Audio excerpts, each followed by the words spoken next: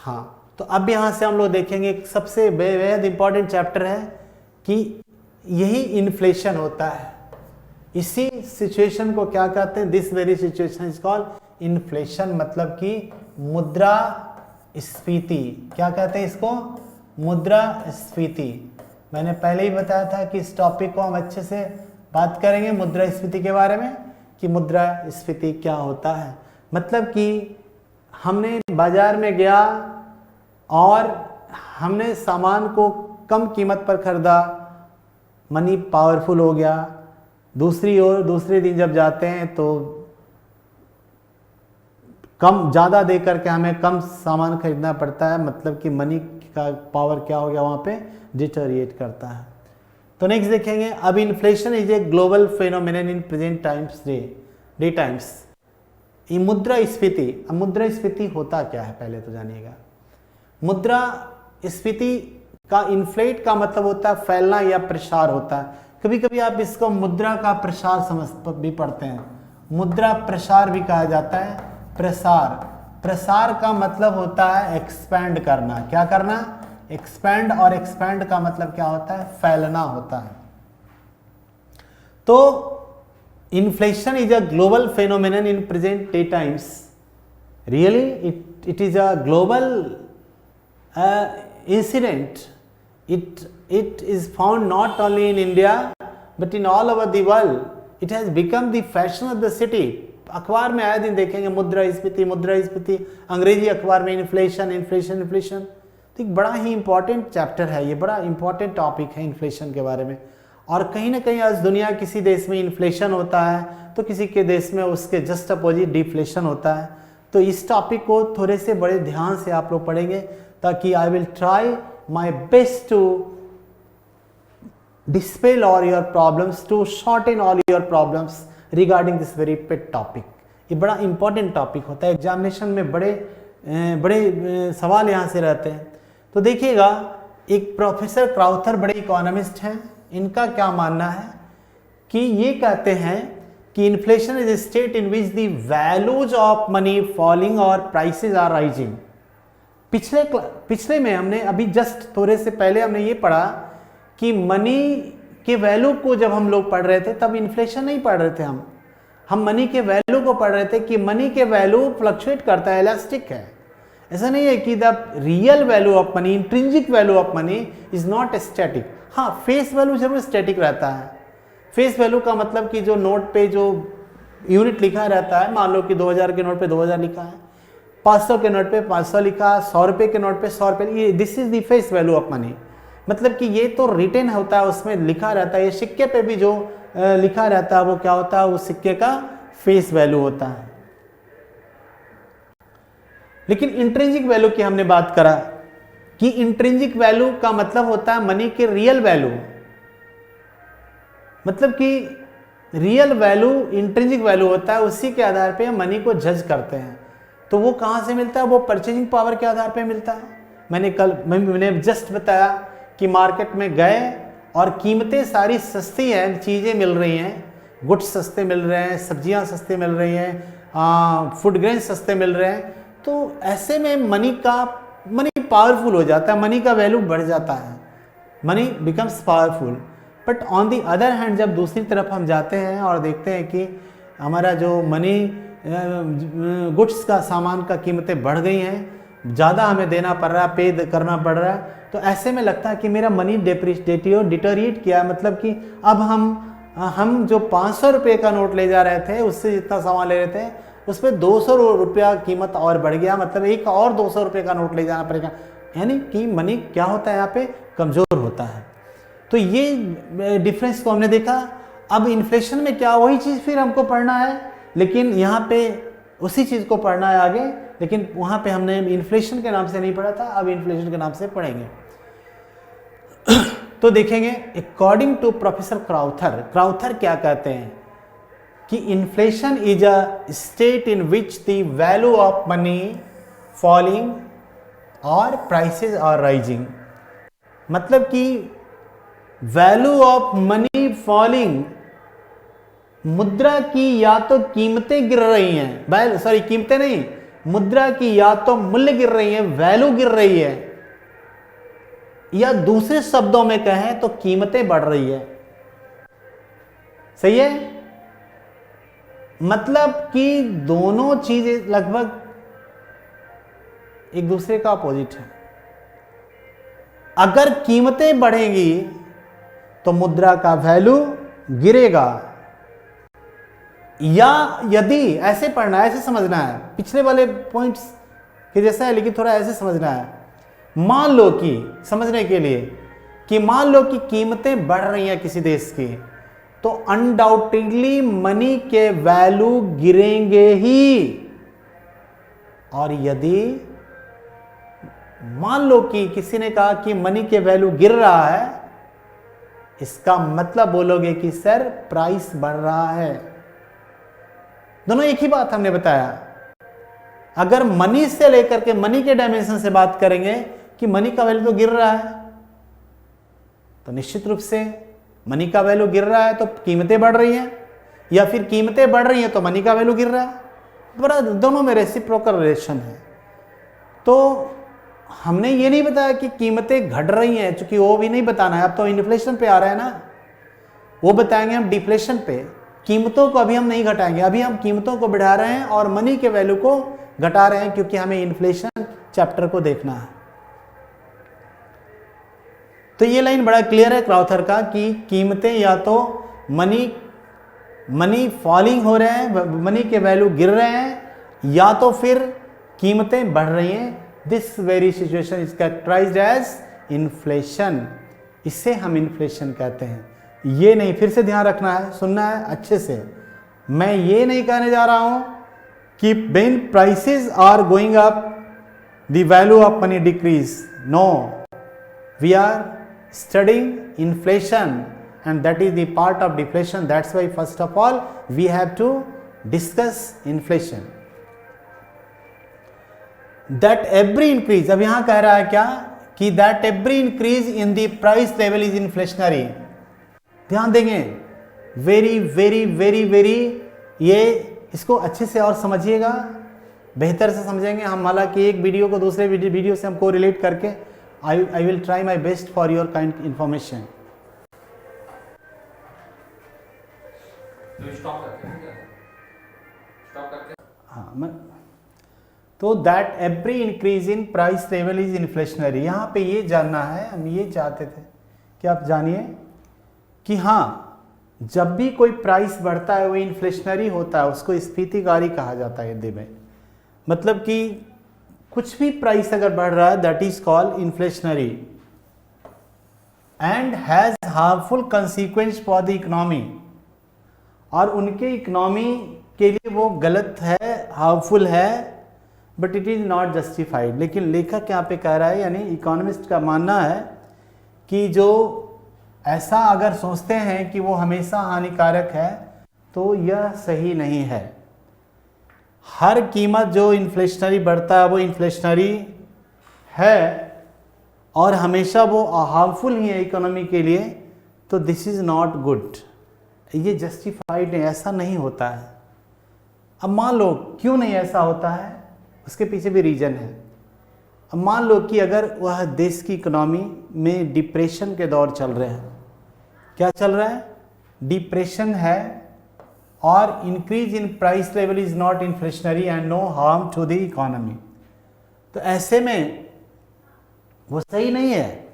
अगर देश की इकोनॉमी अगर डिप्रेशन में है और ऐसे में डिप्रेशन के दौर में, मतलब कीमतें बहुत नीचे जा चुकी है, बेहद मंदी के दौर है, ऐसे में यदि थोड़ी सी कीमतें बढ़ रही हैं, अगर वहाँ पे इन्फ्लेशनरी टेंडेंसी है, this is not bad for the economy, it is good for the economy, it will serve the economy, it will protect the economy from the great depression.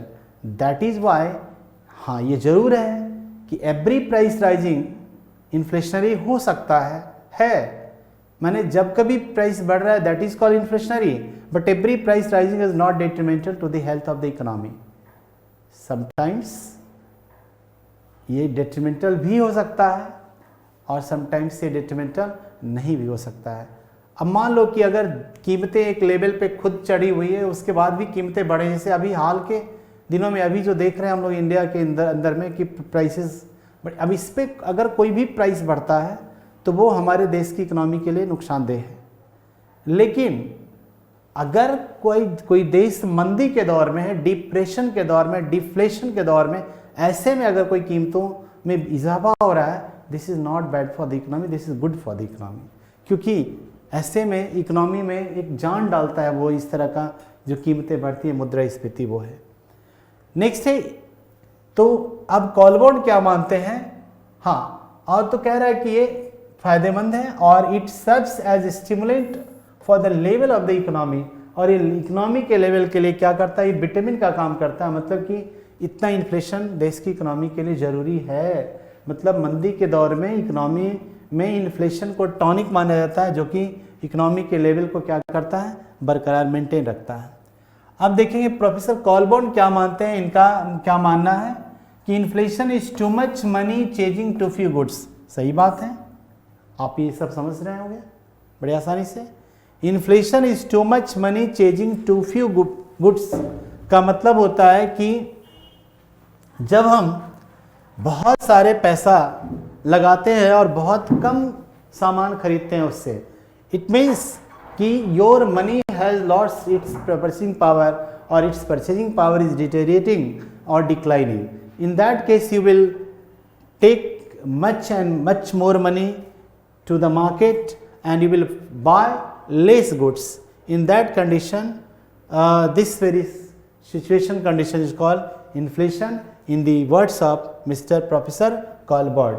मतलब कि too much money chasing too few goods एकदम standard definition है। Interview में आप इस तरह के definition को दे सकते हैं या इस तरह से आप एक्सप्लेन कर सकते हैं कि when you go to market and you take money much more but you purchase from that market is very less or few goods, in that very condition is called inflation. Now Professor Ising, in the words of Ising, inflation is that state of disequilibrium in which an expansion of purchasing power tends to cause or is the effect of an increase of the price level. अब कहा जा रहा है कि ये डिसिक्लिब्रियम हो जाता है, असंतुलन हो जाता है, in which an expansion of purchasing power tends to cause और is the effect of an increase in the purchasing level, price level. यानी प्राइस लेवल जब बढ़ जाता है तो आप ज़्यादा पैसा, पहले की तुलना में ज़्यादा पैसा आपको पे करना पड़ता है उन गुड्स को, प्रोडक्ट्स को खरीदने के लिए मार्केट में। Now we see the causes of inflation. Causes of inflation. Inflation has several causes. पहला कारण है कि increase in money supply.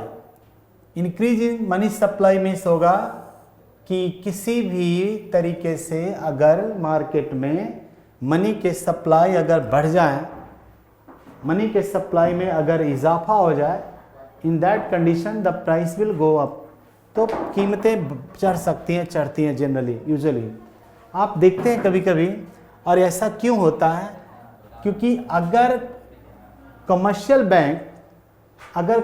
Bank note जारी करना शुरू कर दे, सॉरी लोन देना शुरू कर दे, नोट नहीं, लोन देना शुरू कर दे, ऐसे कंडीशंस में क्या होगा कि मनी का जो सप्लाई बढ़ जाएगा और it will increase, it will boost up the demands in the market. That's why जब डिमांड मार्केट में अधिक बढ़ेगा तो निश्चित रूप से कीमतों में कमी आएगी। डिमांड बढ़ेगा तो कीमतें भी बढ़ जाएंगी और जब कीमतें बढ़ेंगी तो फिर मनी के परचेजिंग पावर में भी कमी आएगी।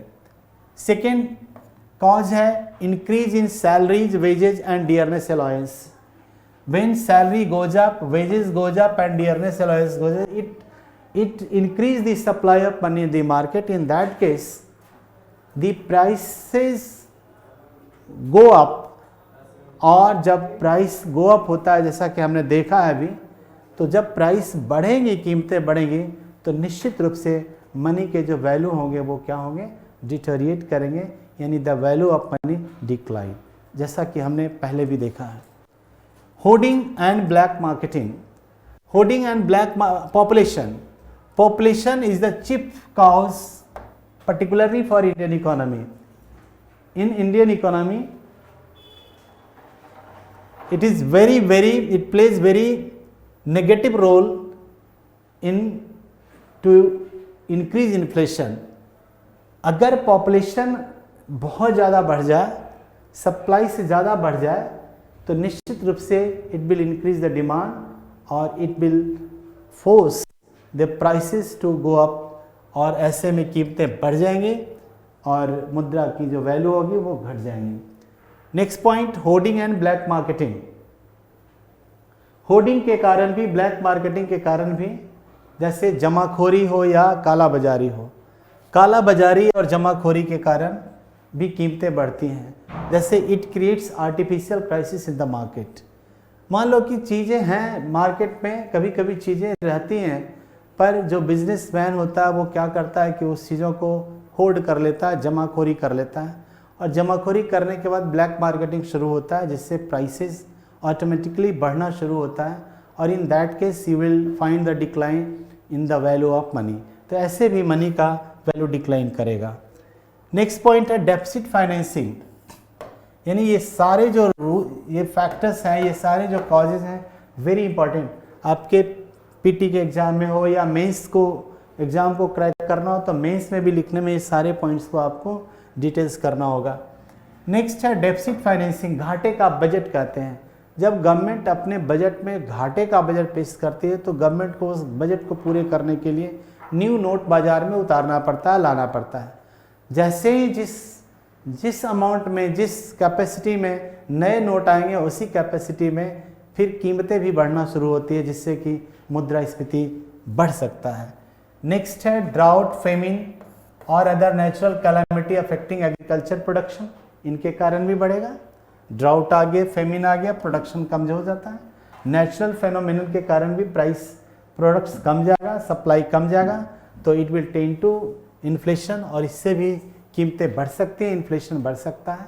Access credit creation, excess credit creation means होता है कि बहुत ज़्यादा आपको बहुत ज़्यादा लोन देने से भी, मतलब कि बैंक अगर बहुत अधिक लोन दे दे तो प्राइस बढ़ने का चांस बढ़ जाता है। ऐसे में बैंक को कंट्रोल किया जाता है आरबीआई के द्वारा, मतलब आरबीआई बैंक को कंट्रोल करते हैं। Increase in demand of for goods and services, और जब वस्तुओं की डिमांड में भी इजाफा हो जाए जिसके कारण भी इन्फ्लेशन हो सकता है, और अगर सप्लाई अगर कम जाए तो भी हो सकता है। मतलब कि किसी तरह से if you find that if there is when the coordination between the demand and supply breaks, there will be something in the economy. But something in the economy का मतलब देयर मे बी रिसेशन और de inflation both, but we are now discussing the inflation, means when the supply decrease or demand increase, या when the demand increase or supply decrease, in both situation you will find inflation। तो हर situation में क्या होता है, मुद्रा स्फीति आपको दिखाई देगा।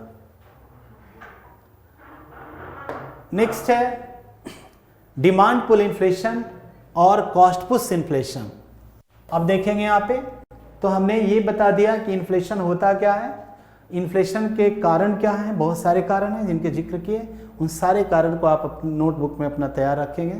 सारे स्टूडेंट्स बड़े इंपॉर्टेंट होंगे आपके लिए, पीटी के लिए, मेंस के लिए। इंटरव्यू बार बार बोल रहे हैं कि ये नॉट ओनली फॉर पीटी के लिए है, बल्कि मेंस के लिए, इंटरव्यू के लिए, पर्सनालिटी डेवलपमेंट के लिए, जिस कोई भी कॉम्पिटिटिव एग्जामिनेशन के लिए, इवन कि स्कूल के लिए भी, जो स्कूल के स्टूडेंट्स हैं उनके लिए भी, कॉलेज के स्टूडेंट्स हैं उनके लिए भी ये बेनिफिशियल है। तो आप इससे मैक्सिमम बेनिफिट गेन कर सकते हैं।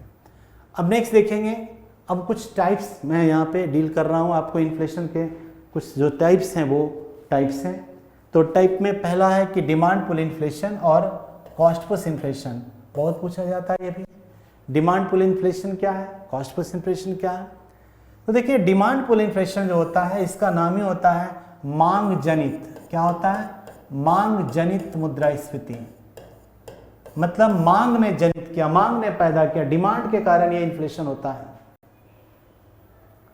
अब मान लो कि this represent a situation where the basic factor at work is the increase in demand for resources either from the government or the entrepreneurs or the households.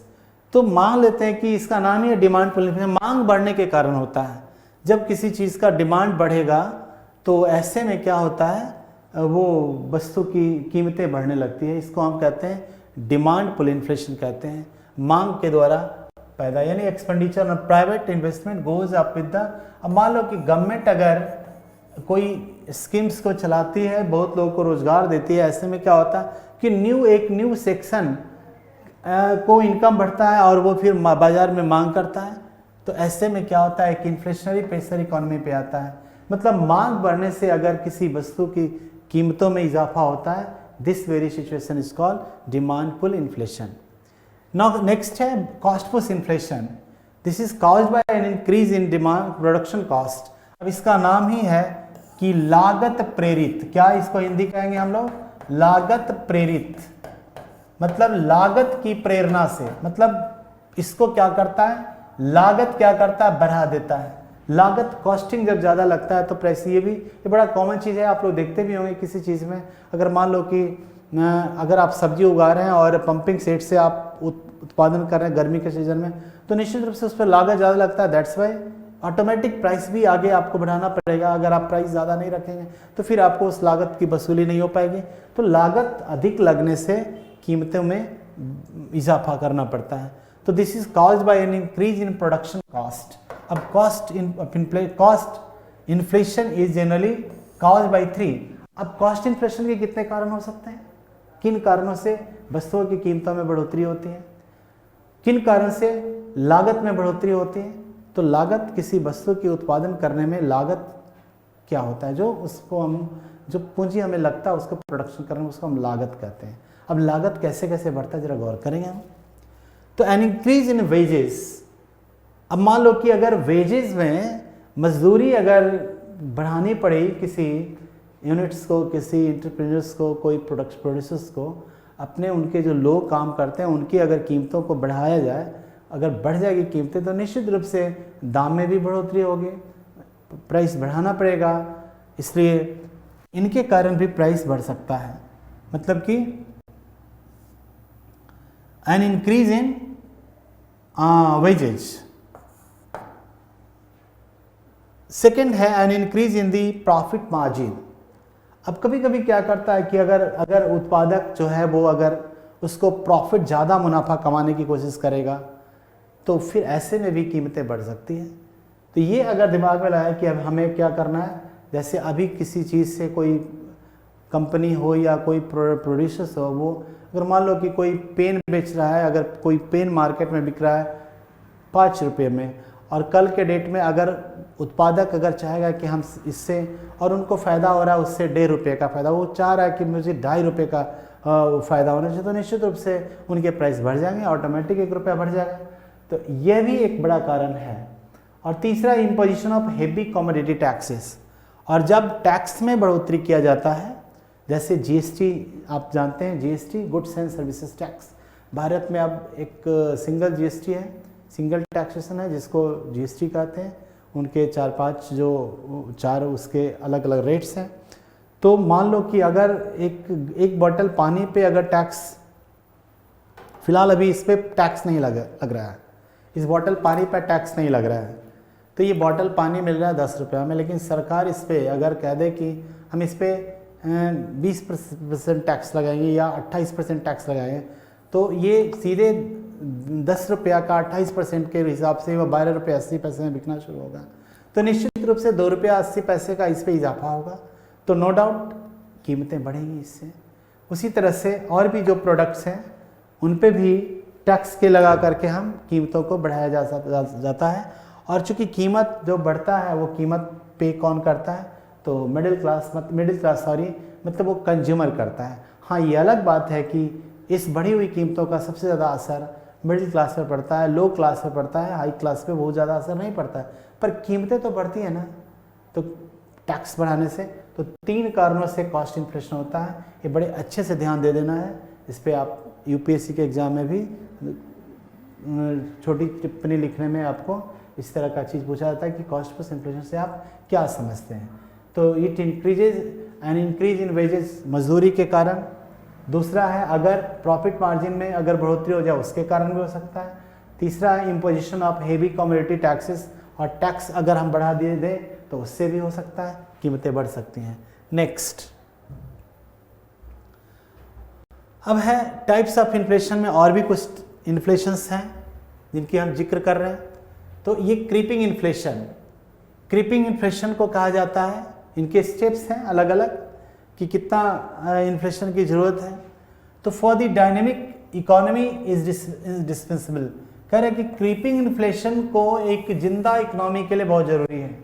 मतलब अगर मान लो कि क्रीपिंग का मतलब टहलता हुआ, रेंगता हुआ, क्रॉलिंग होता है, मैंने रेंग रहा है, धीरे धीरे स्ने चल रहा है ये।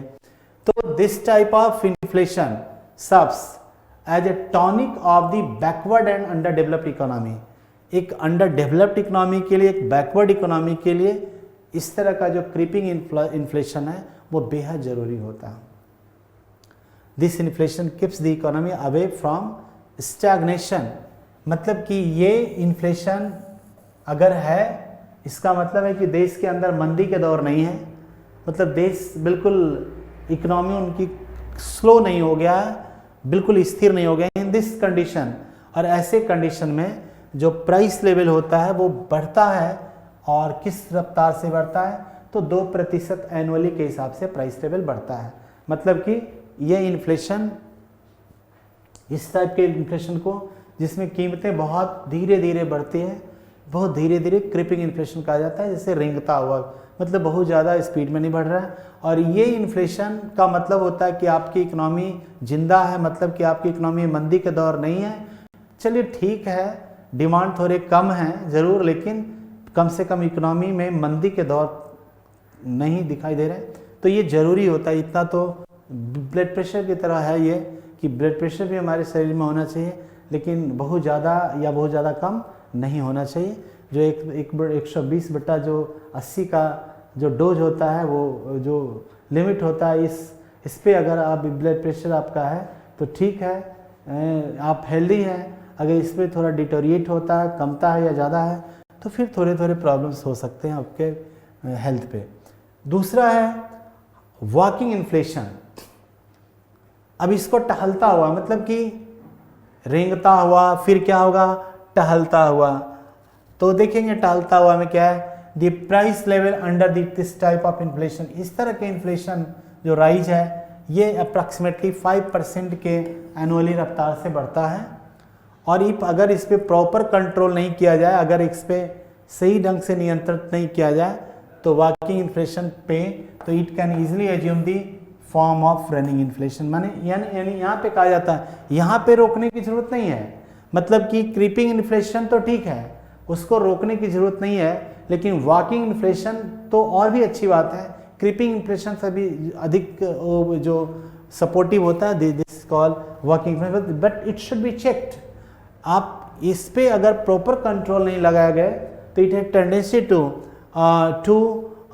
एक्सीड और to exercise over walking inflation, and this very walking inflation को पार कर जाएगा। It can easily assume the form of running inflation. Running inflation is not good for the economy.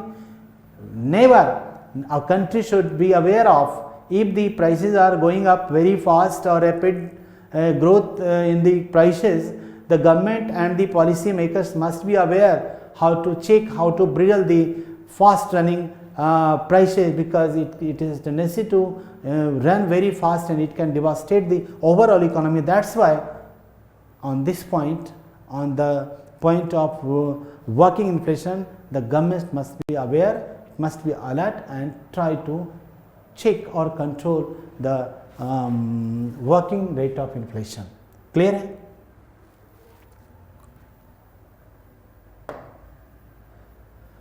Next, the third step is running inflation. The price running inflation means दौड़ता हुआ मुद्रास्फीति। क्या है ये? दौड़ता हुआ। The price level under this type of inflation rises approximately 10% annually. इसमें कहा जा रहा है कि अगर इस तरह की मुद्रास्फीति है तो वो 10% की रफ्तार से तेज भागेगा। मतलब घोड़ा बिना लगाम का हो गया। अगर घोड़े को लगाम अगर हमने नहीं दिया फिर नहीं दिया, इतना घोड़ा फर्राटेदार दौड़ रहा है, कोई लगाम नहीं है, कोई कंट्रोल नहीं है, मतलब कि वो क्या है 10% की रफ्तार से जा रहा है। In this case government fail to control running inflation in time. अब जरूरी होता है कि सरकार को क्या करना है, समय रहते ही उसको क्या करना होगा, कंट्रोल करना होगा। अगर government is not aware to control it, government is not alert on this point, it will assume easily develop into the hyperinflation, and this very hyperinflation is for galloping inflation means कि there is no relation between the value of money and the value of and the price, यानी ये बड़ा खतरनाक situation होता है। इसलिए running inflation, पहले तो वॉकिंग इन्फ्लेशन ही वार्निंग का इन्फ्लेशन होता है। वॉकिंग इन्फ्लेशन ही अगर ज़्यादा बढ़ना शुरू हो जाए तो वहीं पे गवर्नमेंट शुड बी अलर्टेड, और वो क्या करना, उपाय लेने होंगे उनको कंट्रोल करने के। जो सारे मेजर्स हैं, बहुत सारे मेजर्स हैं, हमने मेजर्स के बारे में भी बात करेंगे, मॉनेटरी मेजर्स वगैरह वगैरह हैं। तो कहा गया है कि अब ये और भी ज़्यादा स्पीड ना पकड़ ले, मतलब कि महंगाई बहुत ज़्यादा तेज़ी से ना बढ़ने लगे, इसलिए सरकार को क्या होना चाहिए था, पहले तो कि वो वॉकिंग इन्फ्लेशन पे ही अलर्ट होना चाहिए था। लेकिन अगर वॉकिंग इन्फ्लेशन पे अलर्ट नहीं रही सरकार ने तो क्या हो गया, तुरंत बदल गया किसमें, परवर्टेड टू रनिंग इन्फ्लेशन में। यानी इन इकोनॉमी में जब रनिंग इन्फ्लेशन आएगा तो तेज़ी से प्राइस बढ़ेंगे, कीमतें बहुत तेज़ी से बढ़ेंगे, और फिर अगर यहाँ पर भी कंट्रोल नहीं किए तो it has tendency to increase more and more and it will enter the level of hyper inflation. Hyper inflation का मतलब होता है अति मुद्रास्फीति। क्या होता है इसका, अति मुद्रास्फीति, हाइपर इन्फ्लेशन। अब this inflation is most dangerous type of inflation. Hyper inflation को हम बहुत ही